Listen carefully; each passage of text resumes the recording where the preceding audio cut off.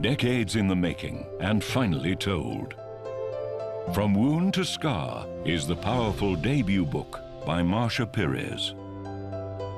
Written to help others heal through her gripping testimony.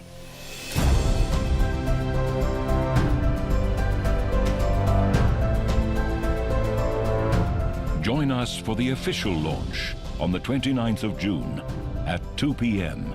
at the Holy Ground in Soweto.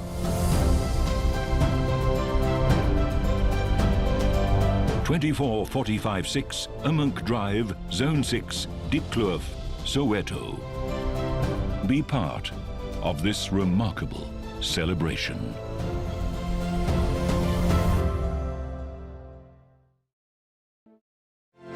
When we say we are women, we mean that we are brave, we are strong, we are capable, we are unique, we are woman to woman.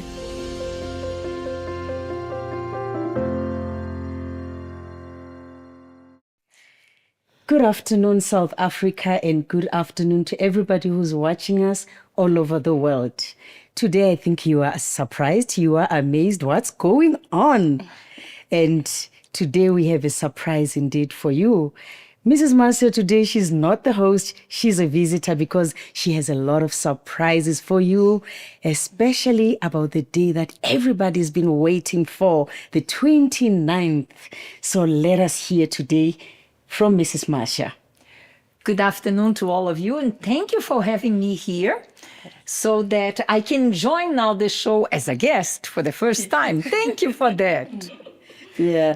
Good afternoon, everyone. Good afternoon. Good afternoon. Good to have you here with us. Today we are grilling Mrs. Marcia. I don't think that's possible. She's made of steel. I don't think that I'm prepared for that. Can I go back to my old format and say, good afternoon, South Africa here? Actually, today will be a beautiful day, honestly speaking, because we are going to be asking questions from the horse's mouth of this beautiful book that everybody has been waiting for. Remember, you've been waiting for this from wound to scar. And I know that Mrs. Marcia is going to answer our questions today. Are you not excited, Nami? I am beyond excited, especially about the grilling, but you know. You're going to behave a bit, isn't it? It's difficult. Yes. And we have our visitor here. I would like you to introduce yourself to our viewers, please. Hi, everybody. My name is Ntombi, and I'm excited to be here. Good to have you here. Thank with you us. so much. And, of course, one of the people that are behind the scenes. Let her introduce herself. I'd just like to start by saying I'm much more comfortable behind the seats than I am in front of the camera. But it's a privilege to be here because I've read most of the book and I'm about to finish it in the next few days, and it is amazing. So it's really a big privilege to be here. Yeah, it is.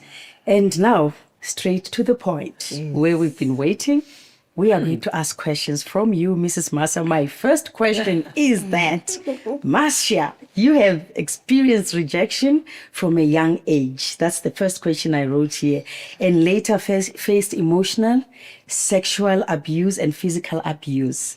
So, how did those early experiences shape your understanding on yourself and on your path in life? It had completely disturbed and twisted my understanding of myself because I didn't know who I was. My perspective of myself was based on the experiences I have been through. So I had been through rejection. That made me to always be someone who would put an effort to please people because I didn't want to experience rejection anymore. When I suffered the sexual abuse by someone that was supposed to protect me, that made me to be very conscious of not being close to people and not trusting. I had huge trust issues. And then it was aggravated by the fact that the first person that I ended up trusting, that was my then boyfriend, which seemed to love and care, was the one who afterwards used my past experiences and escalated into a relationship that was very violent. And often he would throw at my face what happened to me. That I pretended to be a girl of family and I had been through so much. And of course, I had complexes of inferiority. I had insecurities. I had all sorts of things. So up until my 22, 23 years, every decision, every thought, the way I saw myself was always related to all the past experiences. So if you're going to ask me who I was, putting aside those experiences, I was not able to tell you who I was. I didn't have my own choices, preferred color, preferred place, preferred this. I didn't know because I was living in function of pleasing people, saying the right thing, not giving problems, and holding everything that I was going through to myself. And you mentioned that you had trust issues. And I've noticed every time we speak to someone who's gone through what you went through, the first thing they will tell us is exactly what you said here, that trust issues. They always have these trust issues because you spoke to this person, you told them about yourself and everything. There the person comes and use things against you. So you end up having these trust issues. It's understandable. Yes. And it was aggravated also by the fact that when after many years I spoke to my mother what happened, she said, I don't believe you. You're trying to get away with excuses. Then if someone who was supposed to at least believe in me would tell me I was lying, really I could not count on anyone. So that I would go through every problem, every situation alone. And especially your own mother, you want her to trust you, isn't it? I mean, that's a great betrayal right there. And how do you then learn to trust? True. When you're talking about this, there's something that, especially in Africa, curses. You know how people like to say, oh, this happened to me. I was sexually abused when I was little. And it feels like now my life is cursed because every relationship I go into has some level of abuse in it. Am I cursed? Am I destined for abuse, for violence? What would you say to us about that? I would say it's not a curse, but that is something that commonly we learn in psychology, and it is applicable in life, that the person enters into a cycle of abuse. And why? Because people see you in the way that you present yourself.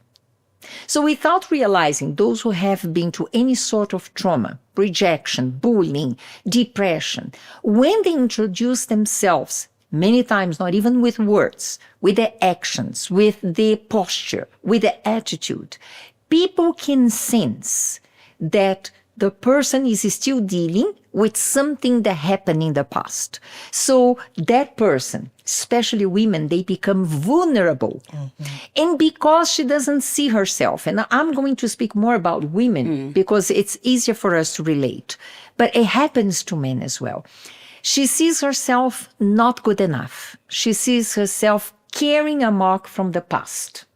Carrying a mark of abuse, a mark of sexual abuse, or having been through a very traumatic divorce. So now when she introduces herself to someone, she sees herself small. She's not good enough.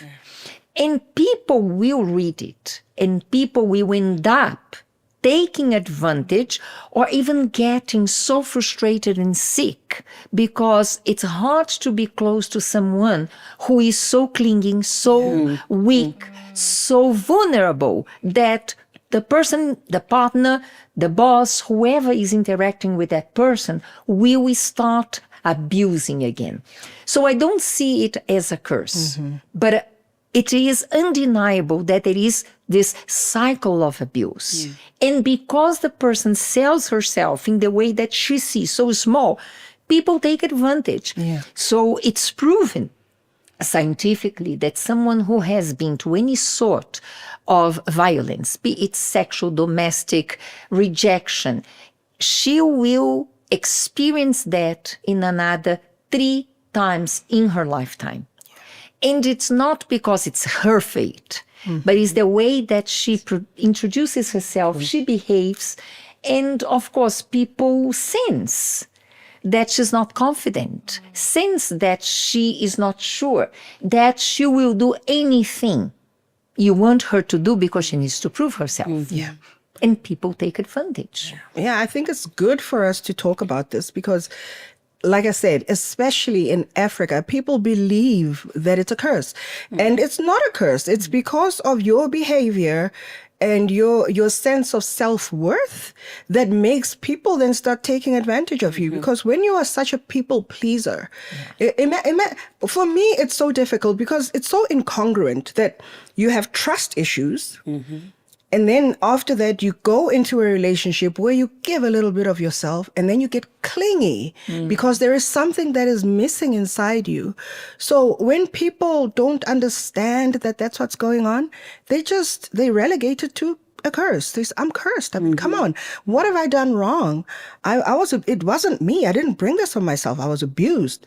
But now everybody else is abusing me. And it just really is that vicious cycle of abuse and a lack of self-worth, and then you self-deprecate, and then after that you get somebody who thinks you're so wonderful because you portray this wonderful strong woman, and then when they get closer and they realize how injured you actually are, then many times they take advantage, and then the cycle goes on and on. They take advantage of your vulnerability. Precisely.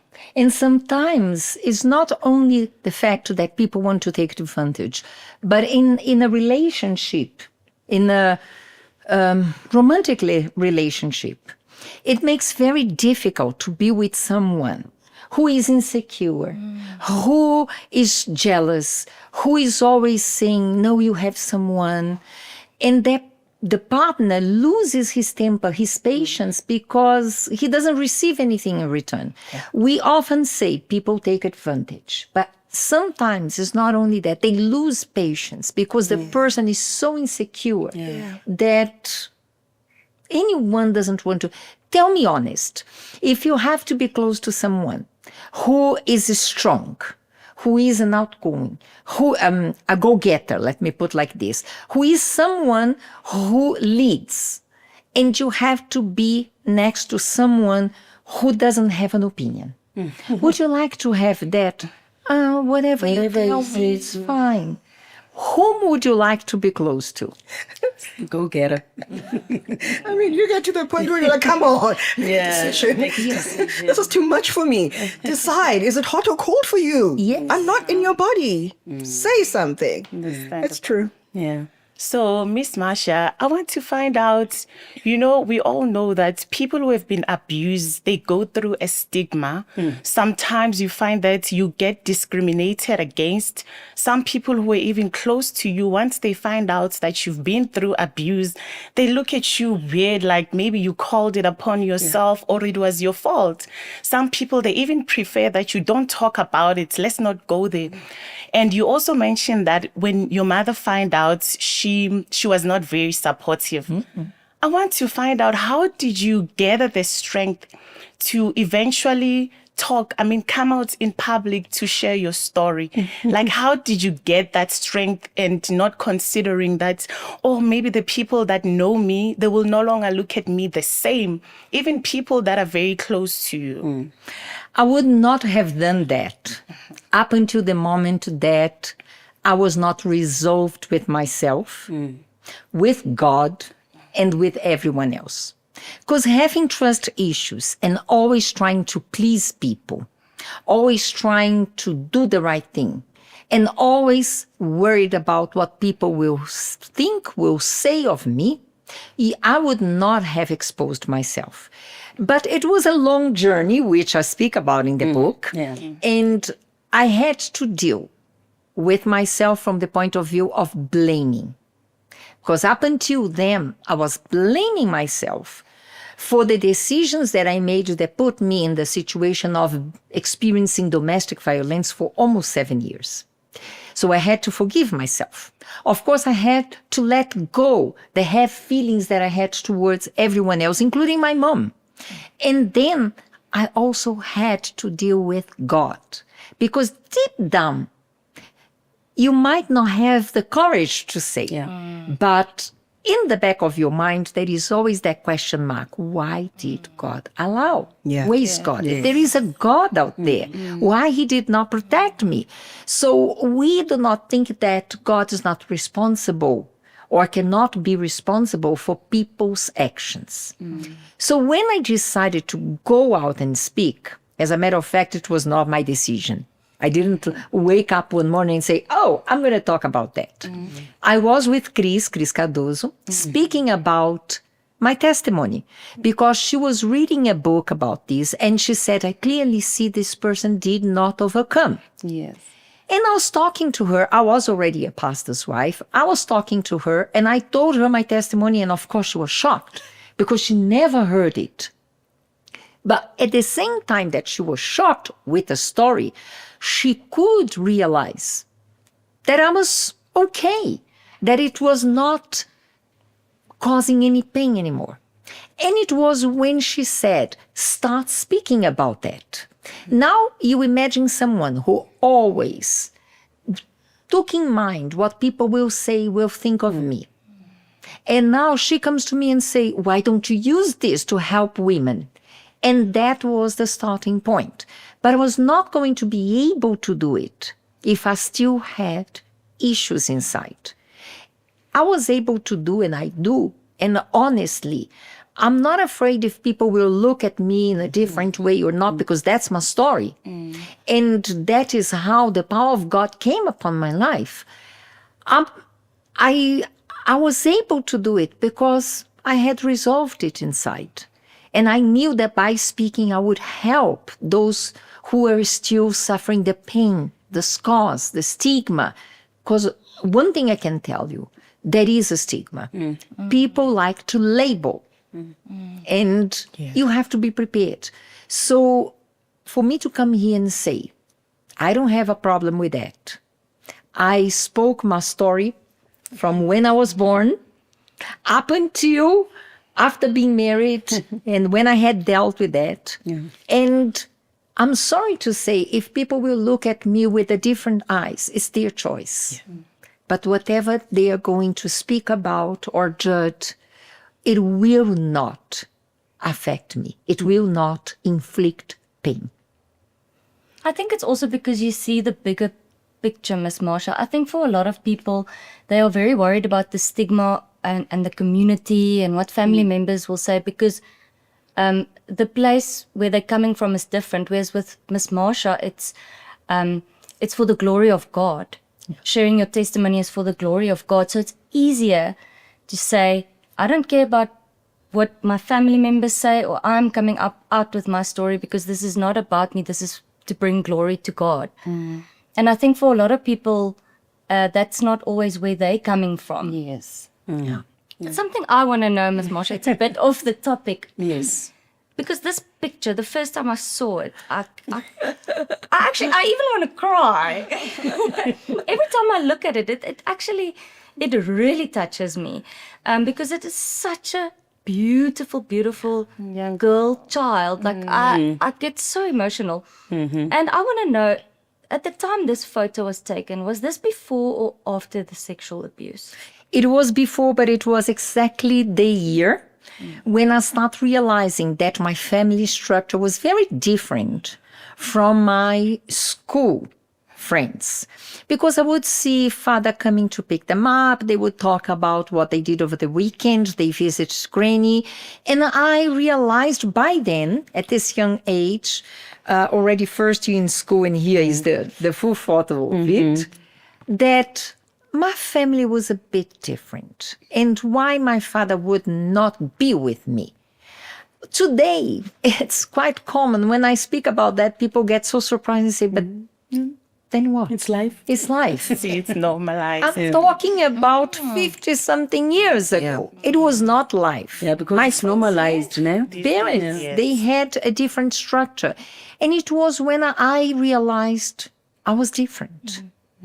And it was when the insecurities started to kick in. Because then I came to understand at this age that my grandparents, being already elderly, they were now taking care of me. because I didn't have a mother and a father home like the other kids. And it was the moment that in this point in time that I realized I could not bring them any trouble. I needed to be their pride. I needed to do everything that would make them happy, because at the end of the day, I was imposing on them to take care of me. And you were aware of it at such a young age already. 6 years Because old. that's what strikes me about this picture is you can see the sadness in your eyes. And I think that is something I really have to commend you on, because often people will say, oh, I've healed, I've moved on, but their eyes don't smile. But your eyes actually smile today as you're sitting here. They sparkle. You can see that there's been complete healing, which I think is amazing. But just looking at this little girl and it having happened even after this picture was taken is heartbreaking, because it's such a young, tender age. Yeah. And it was a moment that from that moment on, I would hear my grandparents saying that they loved me, and really they loved me. They provided, they would do whatever they could to make me to feel welcomed and loved. But often they would say, you have to build your life. You cannot do the mistakes your mom did. She destroyed her life. Now, when you talk to a 6-year-old girl, she destroyed her life. What it means? I am the reason for that. Take the blame. So I started developing all those bad feelings about myself. The blame, not to cause any trouble, to be the perfect girl, to be a straight A in school. If I would be feeling pain, I would not tell. If I would be needing something, I will not tell, because I didn't want to cause them any disappointment. They had been already disappointed with my mother. And why? Because of me. That was a straight thinking of a 6-year-old girl. And I believe our viewers would like to know as well, because the abuse, you faced it when you were still young. Then when you were growing, what were other challenging moments you were facing while trying to escape the pain? From this realization that I have a different family structure, and carrying that burden, you cannot disappoint. You have to build a life different than your mother. You have to be someone that brings pride to your grandparents. Then I went through another experience, because by then my mother was staying with us. She had a career. She would have a very good salary. And then when I was around 9 years old, she decided to buy her apartment. And I was so excited, because I was seeing the furniture she was choosing, the apartment, and she moved. And I was left behind. And for me, it was hard to understand. I was sure I would go with her. I am her daughter. After all. And she didn't sit me down and say, listen, I'm not taking you. She moved, and she would come to visit us. And in my mind, I'm really a mistake, because my mom didn't even want to take me with her. I only understood her reasons sort of 18 years later, when then in a conversation she said, I could not take you because your grandparents were so attached to you, they could fall sick. But those were 18 years later, when I was already okay with all that happened. For me as a 9-year-old, I said, really, I'm a mistake. And now even my mom is leaving me here. I'm rejected. So I would go through the night and I would cry. But I would never tell her, I wanted to go with you. I would never oppose or contest the arrangement. It was not my place. It was not my right in my mind. And then all that pain and rejection of being left behind turned into hatred after the abuse. Because in my mind, if she would have taken me, I would not have been abused by my uncle, her brother. So now, instead of just feeling rejected, I had grudges. I had hatred because she left me there. You know, when I read that part in the book, I wanted to cry. So Nami, before you speak, before you talk, just a moment. We have an insert that we have prepared, and it's about our book, the book, From Wound to Scar. It had a tour. Two countries on the other side, that is Brazil and Portugal. Let's have a look.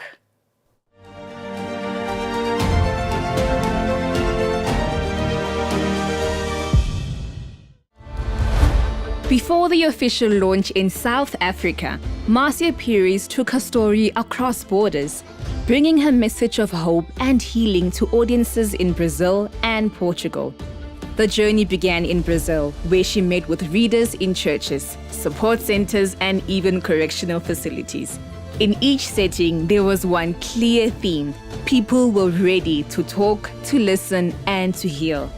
Rather than simply presenting a book, Marcia opened real conversations about abuse, restoration, and the courage it takes to face the past. She did not just visit venues, she entered spaces where her testimony could meet people in their reality. Whether it was women searching for answers, survivors sharing their own stories, or inmates finding new direction, the impact was unmistakable. In Portugal, it was no different. Intimate gatherings created the space for truth to be heard and embraced. The response? Deep, emotional, and personal. These highlights from the tour show that this book isn't just relevant locally, it's connecting with people around the world. Different countries, same impact. And now, as we prepare for the launch here at home in South Africa, we are excited to bring that same energy, that same truth to our audience. Our book launch will take place at Soweto Holy Ground, the home of Woman to Woman, a place where so many stories have begun to change lives. The journey has started, the message is clear, and this is only the beginning.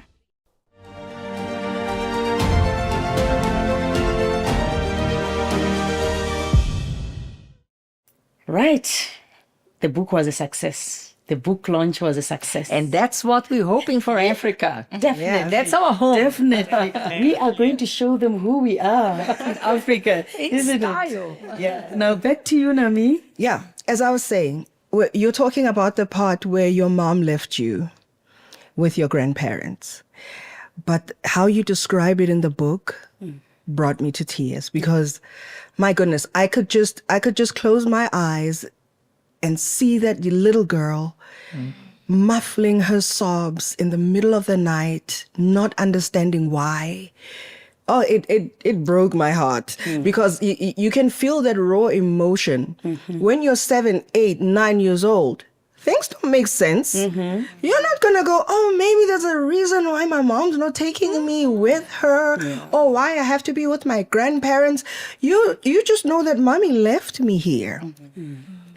Because I was the mistake she made that made her disappoint her parents, my grandparents. And I was such a big mistake that now she has a way to take us from here, but she's leaving me the mistake behind. I mean, that was heartbreaking to see that. How was it? Like, I think you would be able to give us that raw emotion that you felt when you didn't even want them to hear you cry. Because I was sleeping in the same room that my mom and I would sleep alone. So when it was time to sleep and I would think about my day the following day, my mom was not there. So I desired that I could be with her. And I could not talk to anyone. That was my sense, my feeling. I don't have the right to talk to anyone. I have to soldier on. So at night I would cry, but following morning I would put a brave face, and when I would see her, I would say, I'm happy for you. She would not know that I wanted to go with her, or the few weekends which I would join her in her apartment. I would say it's okay. And when she would say it's time to go back to grandparents, I said yes, because they're missing. She had no idea. Yeah, what was going on inside of you. No, because I thought I did not have the right. So there are many situations, small situations for a child. And I remember one, Namis will help me to remember if I put it in the book, but I don't think I did. I was about 7, 8 years old, thereabout, and we were watching TV and I started crying. And my grandmother told me what's going on. She was a very serious person. She was a migrant from Germany, running from war. So she was very serious. And I didn't have the courage to tell her that thinking about death, 7-year-old, 8-year-old, thereabout, thinking about that. Not that I wanted to commit suicide, but I was thinking about that, and I didn't know what was it all about. And I had that heavy feeling. I was afraid. And when she asked it, I said, no, because I'm not doing well in maths, and I have a test tomorrow. And I stood up and left, and no one came after me. No one came to see what was happening, actually. In that moment, I believe you needed someone to come and ask, like, what is going on? Are you okay? And all that. And now, taking from what Nametsu asked you, I'm just wondering here, because I know you have a brother that you love so much. I know very well, it's like a son to you.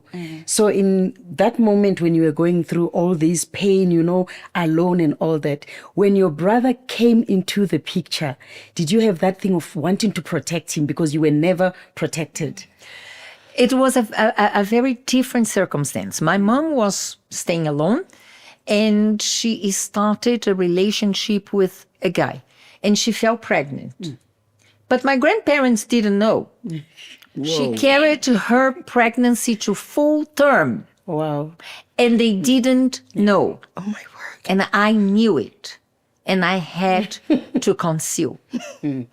So when it happened, when she was 8 months pregnant from my brother, she finds out that this man was married with 4 kids. So my mom said, go back to your wife. And she had my brother alone.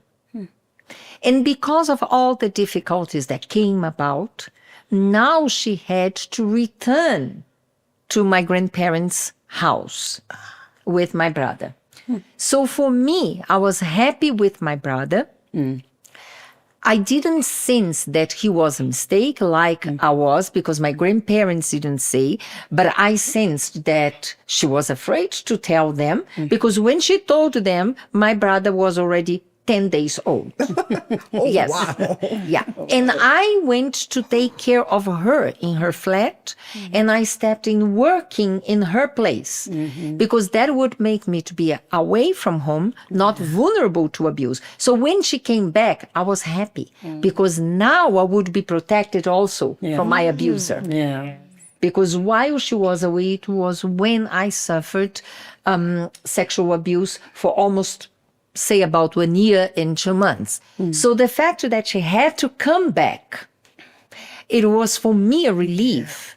And even though I had the hatred and all, but somehow I felt I had some protection from my abuser, who would stay in the same house. Did he continue to stay in the same house? Yes, because he was single, and he was the favorite son of the family. 2 degrees, very intelligent, everyone would please him. So how could I say what happened? So I had to again keep quiet. You also mentioned that you didn't want to bring any trouble to your grandparents, and you didn't want them to worry about you. So you were doing everything, soldiering on all by yourself. But didn't you develop a sense of resentment and hatred or anger towards them and your parents for not protecting you? Because as much as you wouldn't tell them, but in your heart of hearts, you're like, you could have done better. Did you ever? More towards my mom. My father didn't know. He would come and visit me once a week. We would go out. So I had in me that since I cannot embarrass my family before my father. And my father died without knowing. When we were about to publish the book, I had, of course, to tell my stepmother, and I have 2 other sisters, and I needed to prepare them. And when she heard all about that, she was so broken and shocked. And the first question she did was your father aware of this? Because she was so sad. If he was, why he didn't act? And I told her, no, he died without knowing. I did not feel that I could embarrass my grandparents and my mother before my father. So it was a no-go.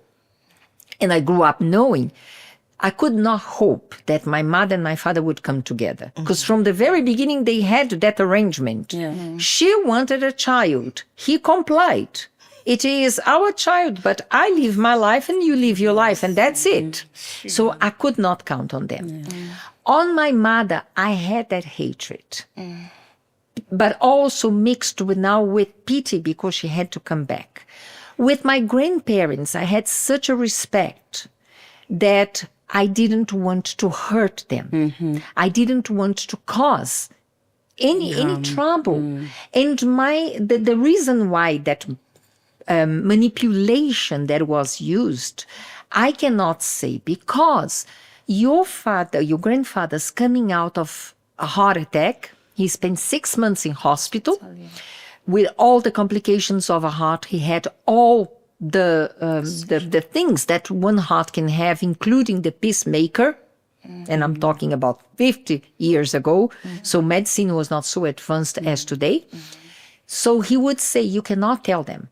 Because you are going to cause him to have another heart attack. And if you would die, you would of course, it's on me. Blame yourself. It was not what he was doing. It was me who would cause that. So I would clearly see I could not go to my grandparents. And I would not resent them for not knowing. Maybe I would resent a bit because they were cold in the sense of, like, when I cried and I went away, no one came to check on me. But in my mind, they are old. They owed and they doing a favor. So it was more towards my mom. But I think what it was the highlight for me, no one was to blame if not myself. If I had to blame someone first, I would blame myself. I was a mistake. And I had to suffer because I was the mistake. So you felt like you deserve what was happening to you. Yeah. Precisely. Speaking about your mother, Miss Marcia, did you ever confront her later in your adult years? It was a situation that, let me just jump a little bit from where we were.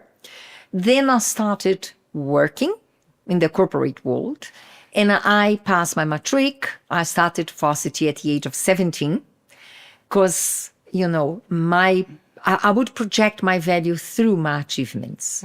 So I was a straight A. I passed at the age of 17. I signed my first contract with a multinational. My mother had to endorse it. And I engaged into a relationship with someone at my workplace. A relationship that in the beginning seemed to be beautiful, perfect. The guy was taking care of me. He was throwing the red carpet, but it turned very violent. And of course, now my mother wanted to say that I was doing the wrong choices, that I would hurt myself. And I was not ready to give any years to her. Sort of, you abandoned me. So I could not continue with that, staying in my grandparents' home. So I rented my own flat and I wanted to move out. And my mother said, no, you're not going to take your things. Imagine, I was an adult. I was already doing my second year at varsity or third year at varsity. I had already even changed workplace, new contracts, and that woman who abandoned me now wants to tell me what to do. To call the shots. And I got into a fight, and she became physical, and she hurt me. And my then boyfriend said, you have to make something. Let's go to the police station. And I went to the police station to open a case against my mother. And when the police said, okay, since it's a family matter, you are an adult, you have all the rights to take your things, you go back, and if she doesn't release your things, then we are coming. So I went back to the house, and in that moment that I was so angry, I told her what happened. And it was another heartbreaking for me because she said, no, I don't believe you're just trying to get away because of this situation. You're calling the police for me. It has never happened, not my brother. Ooh. From that moment on, we never more spoke about that. So afterwards, I made peace with everyone. I put my life back into track. I came to God. I forgave her. I forgave everyone. But we could speak about everything else. Not this issue. Not this So it was issue. shoved under the carpet. Yes. And I didn't speak because I knew she would not have the emotional strength to speak about that. So deep down, I think she died knowing it was true, but I didn't want to, again, confront her and speak about it. Yeah. Yeah, sometimes you find that someone who also went through abuse, when they meet their own child who's going through abuse, they don't know how to react. So they try to deny everything. Like, no, it never happened, because they wish it never happened, but it did happen. And then regarding the launch of the book that you've already done in other countries, here in South Africa, we know it's going to happen on the 29th of this month. And having interacted with other women, have you had any feedback of women who tell you maybe emotional stories of what also they went through their own abuse? And how has been your reaction towards that kind of feedback? When I introduce the book, I normally say that, yes, it is my story. But I don't pretend to be the most difficult story, because being in Africa for this long, I have heard and I have dealt with such stories that my story is so little in comparison to them. And there are moments that you really get a question mark. What am I going to say? And how can I help? Because more than words alone, you need to do something to rescue that person from that abuse. But always my mind plays in the direction of what can I do? It's not difficult for me to help women and give ears and counseling to such stories. And if I would have to mention stories here that I dealt with, my story is very simple in comparison to that. They have been through so much more. I have cases of abuse that the child, it's from her own father. So it's hard to talk about that. It's hard. It's cases like someone from the family abused her. She got pregnant. She had a baby girl who grew up to be 10 years old, and the same person now also abused the girl. So, but never I felt like coming back my story.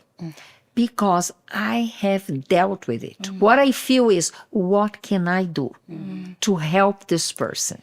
Either to rebuild or to take action or to guide according to the law, or whom can we refer her case to because she needs help, her life is at risk. Not that I will see the story and somehow I will see myself in that story and it will bring me sad memories. No. It gives me the strength to look for what can I do right now to change her story. And I think it becomes very frustrating to you when you can't even do anything about something to help that kind of person who comes to you to cry about their story. Then your hands are tied, because sometimes there are things that make our hands tight. So I think you become very frustrated because you really want It's very difficult not to see something like my story, but not being able to take that person out of that abuse, of that life-risking situation, not finding ways to help young girls out of the predicament they are, because they are in Africa, it's a lot of life threats. So towards the family, towards the community, we have to tread very carefully. So my mind goes around, what can I do, rather than coming back to my story as if I would feel the pain. Actually, I don't. I feel the courage that I need to do something. And that's where this book is so amazing for me, Miss Marcia, because you can't physically be everywhere to counsel people and guide people who have been through abuse. But through this book, you can reach so many more people. And what I really like about this is the fact that it's interactive. And that you can actually, you know, there's questions, and it forces you to dig deep. Because when I first started reading it, I thought, I never experienced sexual abuse. I didn't experience rejection. I wonder how I'll relate. Until that first question. It's very relatable. So true. And then I was like, wait a minute. Actually, this and this and that has happened to me. And it did have an effect on me, you know? So I think that's amazing, especially for people who have been abused, but even for those who think that they haven't experienced much hardship. It'll make you delve so much deeper.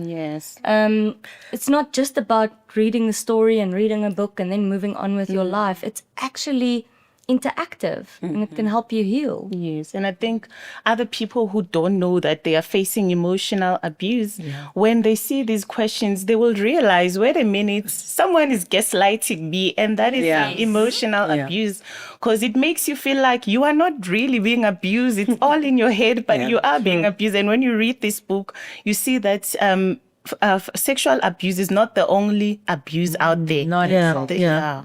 It's just a matter to see how our kids are being bullied in school. And don't you think that what they've been through, comparisons and being put down, will affect their life in the long run?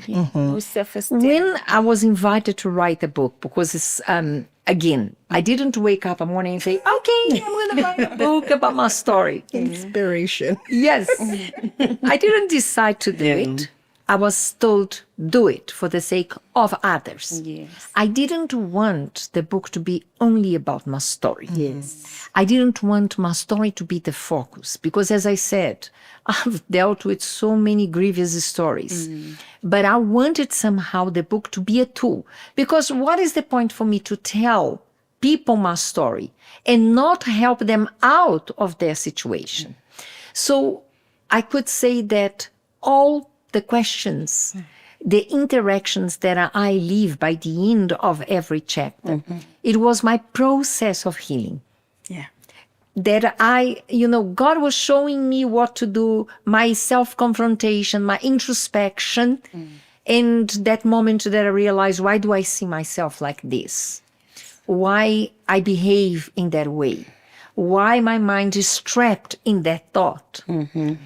I made of that journey towards healing those steps and questions to the point of the book. The aim of the book is to help others to heal in the same way, because not everyone will afford psychological treatment or will be able to confide in others about the situation.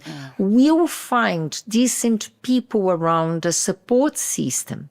So through the book, and as you said, I cannot be everywhere, but the book can go everywhere in many languages and help them.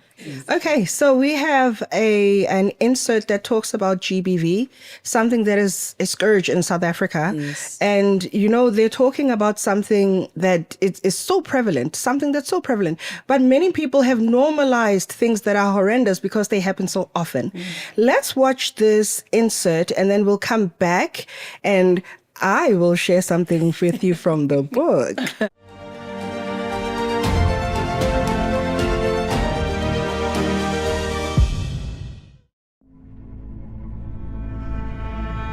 Gender-based violence in South Africa is not just a social issue, it's a national emergency. For too many women, fear is a daily reality. Safety is never guaranteed, not at home, not in public, not anywhere. According to a recent study, over 33% of women aged 18 and older have experienced physical violence in their lifetime. That's over 7.3 million women, mothers, sisters, daughters, each with a story that statistics alone can't begin to explain. And in just 3 months, between July and September 2024, nearly 1,000 women were murdered and over 1,500 were nearly killed. Add to that the staggering number of rape cases, with an average of 129 rapes reported each day. And the picture becomes painfully clear. We are living through what President Cyril Ramaphosa has called a second pandemic. Even the United Nations has labeled South Africa as having some of the highest rates of violence against women and children in the world. These are not just numbers, they are lives, lives that matter. GBV is not a women's issue, it's a human issue. And unless we all stand up, in our homes, in our communities, and in our systems, this crisis will continue. It's time to go beyond awareness. It's time to act, because no woman should ever have to live in fear. Not in this country, not anywhere.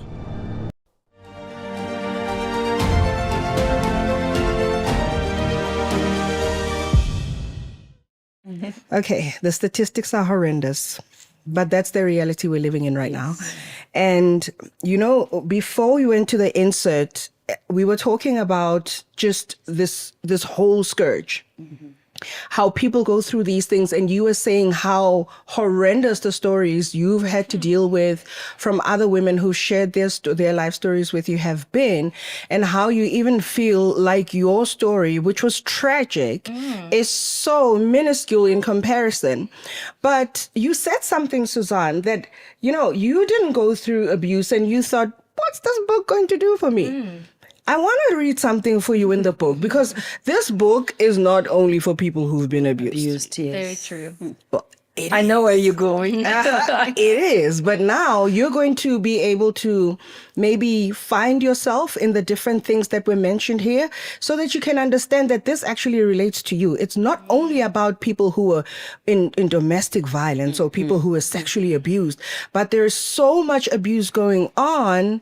And maybe you're just walking around having complexes that you don't understand where they come from. Absolutely. And maybe if you understood that this that probably happened to you is the reason you have become the person who doesn't have a smile in her eyes anymore. Yes. Let me give you a little bit of what the book says. Okay. I know where she's going. It says, people often have a mistaken idea of what abuse is. Most think there are only two forms, domestic violence and sexual abuse. But I can assure you that everyone, men and women alike, has experienced some form of abuse. Who hasn't been ridiculed in a classroom? Who hasn't heard words like stupid, incompetent, or useless? Who hasn't been compared to someone seemingly more capable? Who hasn't faced workplace bullying? Which woman hasn't been told that all women like being catcalled on the streets, and we live in Johannesburg? It's a thing.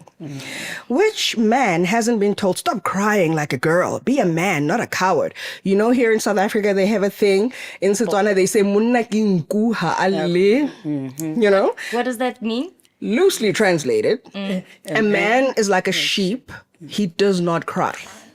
Which means that you have to bottle everything up, man up, because you're not going to look like a little girl, as if a little girl is a synonym for weak, which it isn't. So, anyway, I digress. So, if you're a normal person, you must have answered yes to at least one of these questions. If you're a normal person. If you're a... Let us just put it into the test. Yeah. Did you? Oh, yes. Yes to any of these questions? Yes, because... Oh, yeah. Went through bullying, yes. Suzanne? Definitely. And I think one of the things that I wasn't expecting to hit as hard as it did was being ridiculed in a classroom. I was like, oof, yes. Major scars, actually, from that happening. I know. And I had a bit of ADD, you know, so in the classroom I wasn't quite paying attention. And It was, the level of ridicule, I mean, it's horrific actually. Yeah. And That is emotional abuse. For me, it happened when we had a modeling thing, and I was there for modeling only, not to sing. Then the person who was supposed to open the whole ceremony disappeared. And my teacher looked at me and said, Martin, you are going to sing. I wasn't prepared. I still remember even the song. It's from Bette Midler. I don't know if you remember. The famous song, From a Rose. Distance. Oh, from Yes. a distance. And I lost it on stage.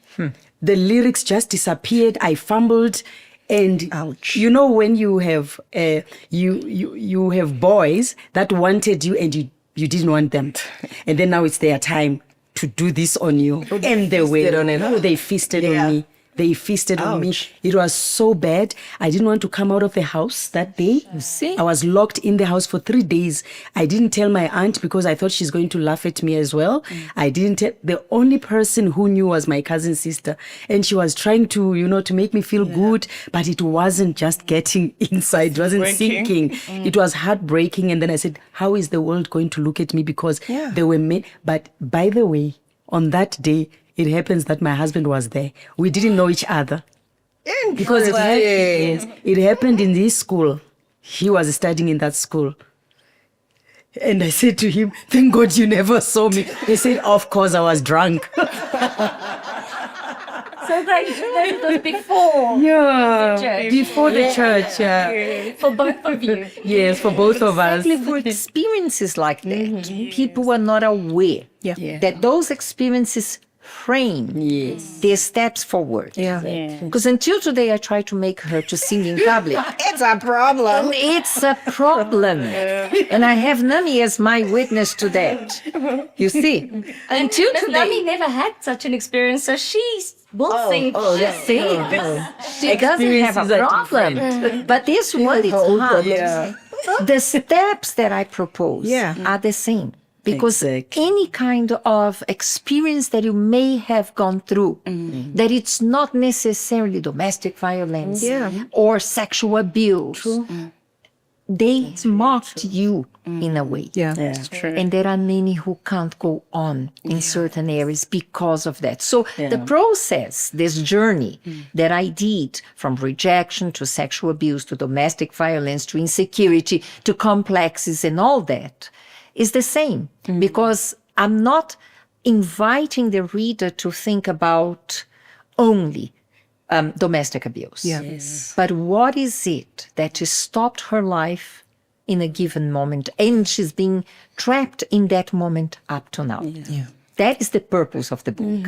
And having shared some of our own situations, how can you share with us a way or a method for us to regain, or people who have been through abuse to regain their self-confidence, for them to remember the people they were before the abuse happened? How does one get that mentality back while on the journey of recovery? They will have to read the book.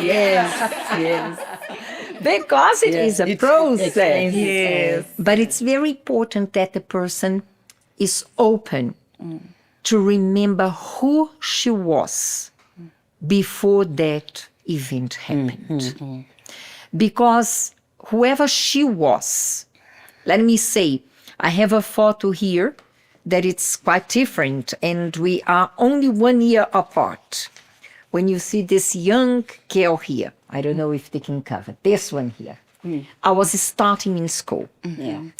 And you see that a year and a half later, you see a girl who has sadness in the eye. That's true. So I invite the readers to go back to what were the dreams of this girl, how she saw herself, what was in her mind when she was still happy.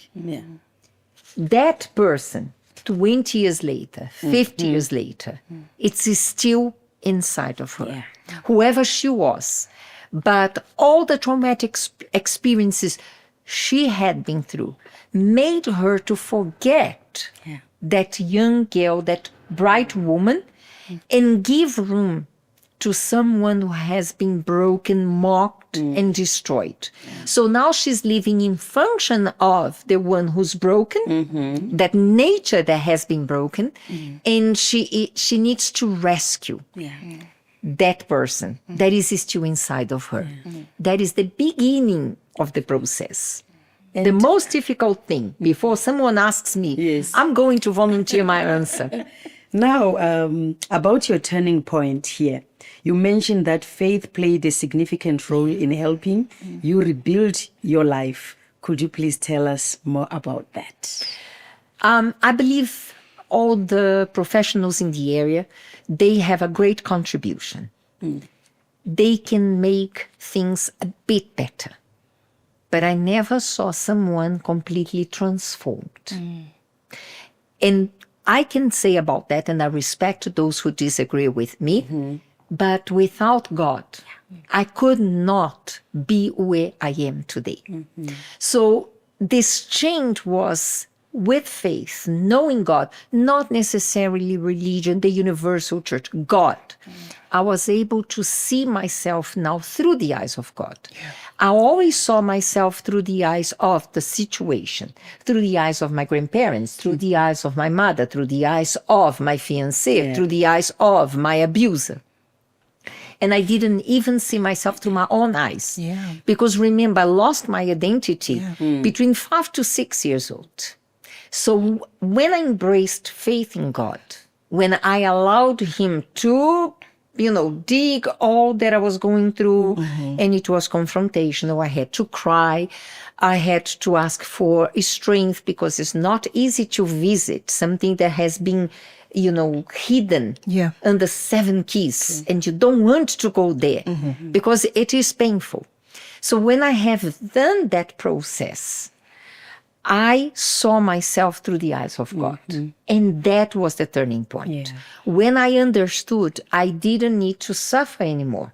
When I understood I didn't need to prove my value to others and to myself, because God was giving me value. That was a change of mind.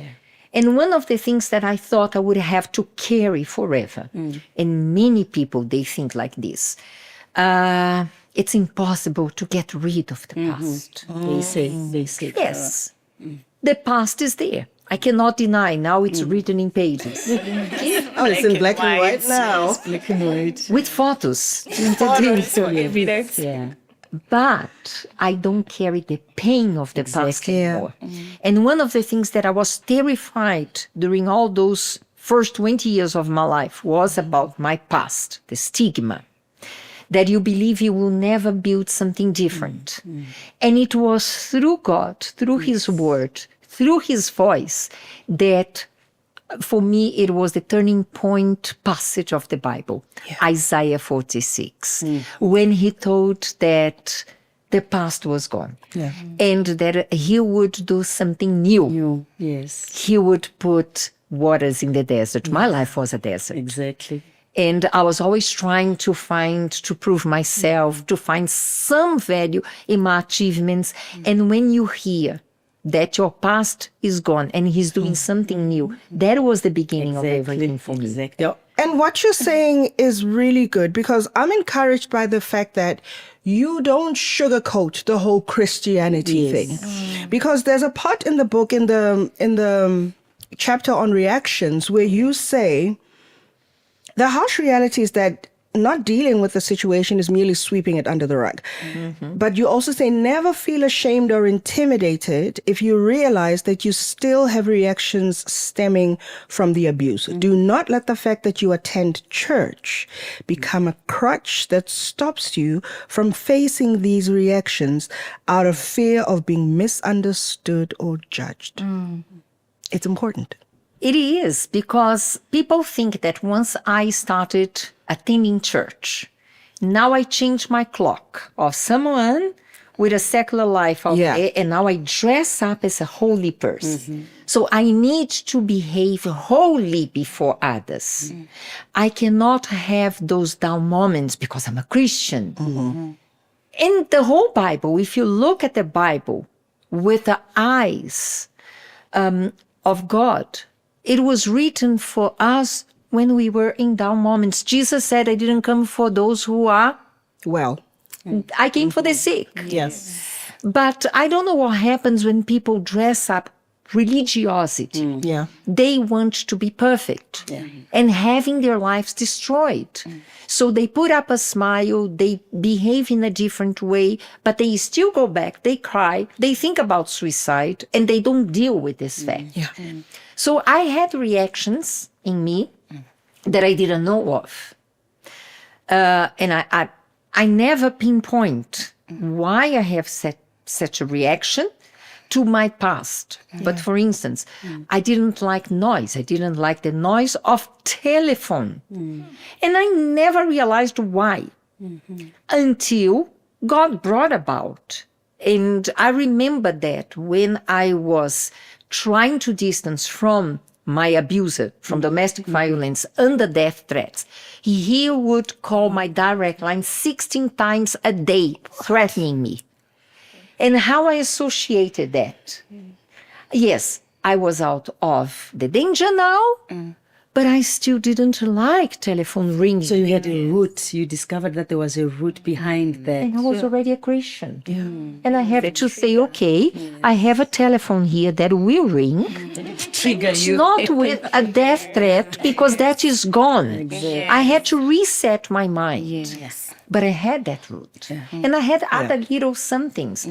My husband in the last chapter, Yes, I saw. he was invited to write a surprise to me. He speaks about something that I didn't remember that happened, but it was so clear to him that I would be dealing, I was still dealing with this kind of rude movements and noise and violence that he saw in me that I was very scared. And he changed his way.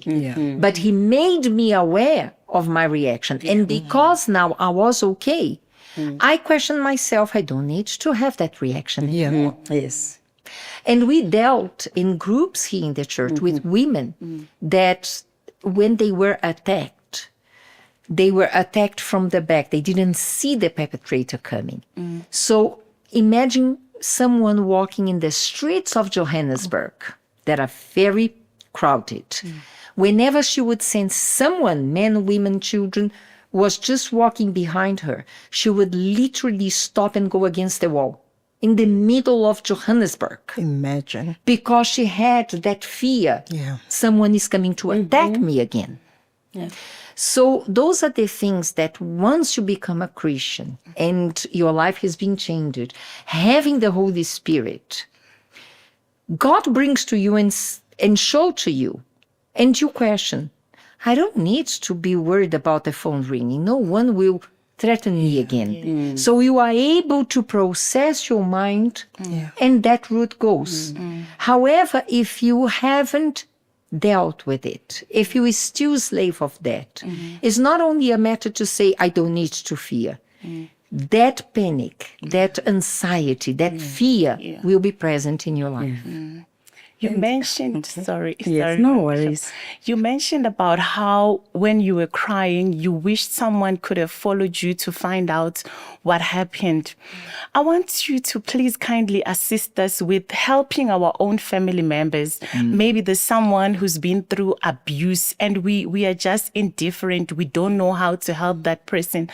How can we better understand and even help someone in our own families? I know the book can help, but what can we just do immediately for the person to be in a space where they are willing to open up so that they can help? First thing you need to do is to tell the person you are there for her. And you are not going to judge. You are not going to limit whatever she feels like to say. You are not going to blame her. Women are so afraid of labels. Because not knowing how to deal with a situation, you need to find a scapegoat. So you have a young daughter who came home and she was raped. The mother, not knowing how to deal with that, will say, but why were you walking in that place at night? Why were you wearing such skimpy clothes? I told you not to hang around with those guys. Yeah. So victims, they close themselves because they're very afraid of the judgment. And I can say that sometimes the judgment is more hurtful than the action itself. That's true. So once you approach the person and say, you tell me up to the point you feel like. And if you don't want to tell me anything, just let me hug you and know that I am here for you. And whatever happened, I'm not judging you. Then you create a bond. The person might not talk to you in that very same moment because she needs to test the waters. She's afraid of judgment. But knowing that you are truthful to your word, that she will start talking, and you are there to listen to her, you are giving her an opportunity. And when she doesn't want to say more, that is her limit. Respect. Yeah. And Marcia, can you please tell us and our viewers how important forgiveness is for oneself and for the others? Because I know you spoke about it a lot here because I've read. Last night I didn't sleep because of this book. Sorry? Yes, but I think for me that is very important. It's part of the healing process. It is. Yes. And I wanted to explore a bit because out there people think that once we talk about forgiveness, we are, in other words, preaching impunity. So people can do whatever they want and you just forgive. Just forgive. No, I'm not here defending impunity. I advocate for the law. And whenever we have a case, they know I'm going to ask social workers, I'm going to see what the law says, whom can we contact? But the person who suffered the aggression in whatever situation we described here, without realizing, your mind is in the perpetrator day and night. You wake up thinking about what happened. You go to sleep thinking about what happened. The more you want to forget, without realizing you are making him the center of your life. So when you have an opportunity, the first thing that comes to your mind, look what happened to you. If it was not because of him, you now could go ahead. Look what happened with you. If it was not because of the action of your mother who left you, now you would have a different life. So the more you want to forget about that person is in your mind. And worse, that person is deciding for you because you don't take chances. You don't believe in yourself on account of what he, she, they did. So in other words, you mean that if you resist forgiveness, you are a slave of that person. Yes. And I'm not speaking that just by assumption. Be honest. Those who needed to go through forgiveness, be honest to say, yes, that person was in my mind day and night. I could not sleep without remembering that my husband betrayed me with that woman. What does she have that I don't have? And I took care of him. I did so much. So that person is the center of your mind. When you decide, and you're not going to feel, I'm going to forgive. No, the thought will be there. When you decide that you're letting it go, you are allowing yourself to replace that center of your life by something else, by new plans. So actually, the act of forgiving is not for the sake of the person. It's for you to have peace. Because while you don't forgive, that person will be in your mind day and night. Every decision, every thought, every word, every feeling, you're going to say, I'm living like this because of what happened. In other words, if you do not forgive, you are hurting yourself. It's like taking rat poison and drinking it, trying to kill the rat that is in your house. Then you drink it and kill yourself. That's the thing when you do not and when learn you how don't to forgive, you leave that situation over and over again. Yes. So if you were betrayed, you're going to make yourself to be betrayed every day, 3 times a day, 4 times a day. When you see him, when you see her, So you need to have that peace. And that peace only comes when you let go. Yes. And it's not impunity. Let the law takes its course. Let the authorities do whatever is necessary. We are not preaching here, no, do not seek for the law, for justice. That goes against the word of God. But allow yourself to live again. Yes. Yes. Something interesting, Miss Marcia, in you with your story specifically is the fact that instead of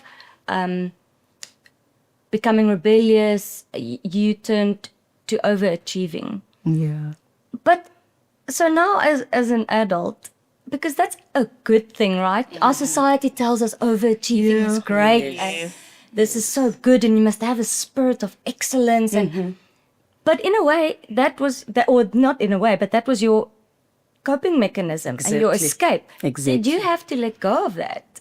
Yes, because when you do it to project your value, you conquer this much, but you're never satisfied. You still don't see your value. So, for instance, if it was in old days, oh, here's the book. Very nice. Inside of me, and if people don't like, if I have bad criticism, if they say I'm lying, so you don't enjoy life. So I had to let it go of overachieving. I am still a go-getter. They know. When I decide, let us do it, I will do it. But I don't project my value in that anymore. And if maybe I don't achieve, it's not the end of the world for me. And with whatever comes to happen, I am in peace. Those who project their value in overachieving and in conquests and in whatever that can be tangible, though they have it, they never satisfied. They always looking for the next move. They always planning what is next. It's like any abuse to chemicals.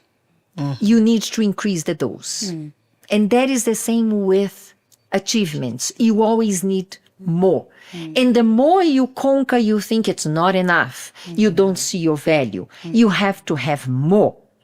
So you have to let go. And it's very good that Suzanne brought that question, because sometimes we see people outside, even amongst our family members, doing so much, but so much.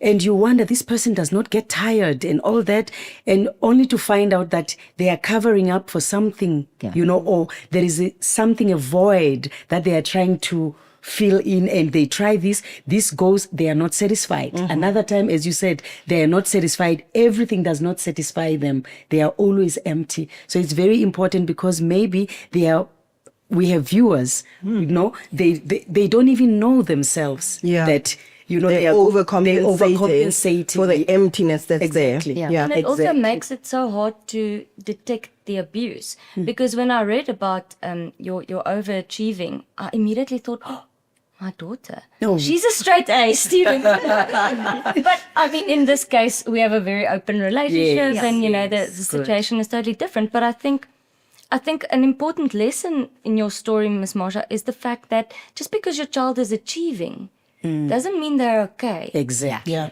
And that everything is okay. Yes. They may be compensating for something. Yeah, that's true. They may be. We are not saying all of them. No, please don't look for the yes. Yes. Maybe. Maybe she's someone who loves to study. Yes. That could be. But you observe that those signs don't come alone. There are always another sign that follows with, that prompts a question, is she fine? For instance, as a mother, you saw your daughter just standing up crying. You would go after her. Yeah, I think we are coming to the end of our podcast. It was not that hard. Yes, it was not that hard, honestly, it wasn't. But before we close it, we are going to close it with last question for our viewers. With so much stigmatization in the society, what would you say to the society? With so much stigmatization, because they stigmatize abuse. So that's why people don't want to talk about it. So what would you say to the society? Because they need to learn how to deal with people that are abused. Maybe at the moment there is someone struggling with abuse in the society and they've been stigmatizing that person. So what can you say to them? Stop labeling. Yes. And respect the victim. Work more on awareness rather than trying to find the scapegoat. Because you may think that if you find someone to blame for that, your share is excused. Our share is never excused. There is something we have to do. We need to bring awareness. We need to create open spaces. We need to be there for victims. But why we keep looking for the scapegoat, the one to blame for that? Or why have you been in this place? Why you did that? Why you insist in that relationship? We're just shutting the victim out. And we're taking the seat of judgment. Victims don't need to be judged. They needed to be respected and helped on the way to become just survivors. I am a survivor today. I don't feel myself as a victim. And now as a survivor, I am empowering others to survive, to overcome and to be healed. You heard it from the horse's mouth. So do what you are advised to do so that we can help our society, because it's very, very important. Because as she said in the beginning, that when we stigmatize, we hurt people more than what they went through. So we have to be careful in doing that. We cannot stigmatize, because anyone can go through abuse. Doesn't matter, emotional, physically, or sexually. There are many people who are going through that. Let us be kind to one another. And we would like Mrs. Marcia to invite people for her book. Yeah. Please, you do it. 29th of In 2 days. We chose Soweto because Soweto has been the home to woman, women in action, and all the projects that we do, empowering women. So that's why we're going to launch the book this coming Sunday, 2 p.m. in Soweto, in a celebration. Celebration not disregarding those who are suffering, but with the assurance that as I overcame, you can overcome as well. So you are our guest. If you have never been through any sort of abuse, thanks God. But surely there is someone close to you, and maybe you don't even know who she is, you're going to be empowered so that you become a voice. Become a voice for someone who doesn't have the courage to speak about what she has been through. Yeah, we have come to the end of our podcast, and see you in the grounds on the 29th for the book launch. Remember, don't forget. Your copy. Have your Then copy. until next week. Yes. Back with... Of course, back to normal. Back to normal. Yeah. Yes, we are done. So, Ms. Marcia, would you say that a lack of education could be a contributing factor for people stigmatizing people who have been abused, because they don't understand what happened? So they end up mistreating people who are trying to come out and say, this is what happened to me. Lack of awareness. Lack of awareness. Yes. When you don't know how to deal with a situation, you look for a way. Like my mom. I don't think she didn't believe. Yeah. But think about what would be necessary from that moment that she was made aware. She would have to act. She would have to confront family. She would have to go against. She would have to prove. And she was not prepared for that. So she denied. Yes. So when you don't know how to deal with that situation, you will find a way. That problem fell on your lap. Oh, let me push to someone else. It's your fault because I don't know how to help you. Making people aware, that's not the end of the road. That's not the end of the family. That is not the end of the community. Because in South Africa and Africa, this is what is played. If you speak, our family is destroyed. If you speak, the community will know. Those things don't matter. What matters is be there for the victims. Because denying or not will not change the fact that it happened. And people try to deny. It's like It takes my responsibility away. So true. And sometimes speaking out and addressing the issue with the family can also help the perpetrator, because maybe he might be having some situations. Maybe he was abused himself. So that's how he shows, he acts out and ending up hurting more. As Mrs. Name said, it's a vicious cycle. Yes, It keeps on going on, and more people are getting affected negatively. It has been proven that violent men, it's so confusing, but it's proved scientifically. In the book, I give the stats and all of that. Violent men, they saw, for instance, their mother being abused by the father. So he understood that protection is by means of force. As she was someone dear to him, the mother, and she accepted. So in his mind, without realization, that's the way to go. So he will be violent as well. Or she will be violent because she grew up in a violent environment. So protection, love, is demonstrated by means of force. So now how we judge them. The abuser is a victim. There are disturbances in him. So he also needs to be helped. He also needs to be somehow supported to find means to change. Yes. Not just as many women think, no, I have to be quiet, I have to accept. It will escalate. Now we are ending the podcast for real. That's For real.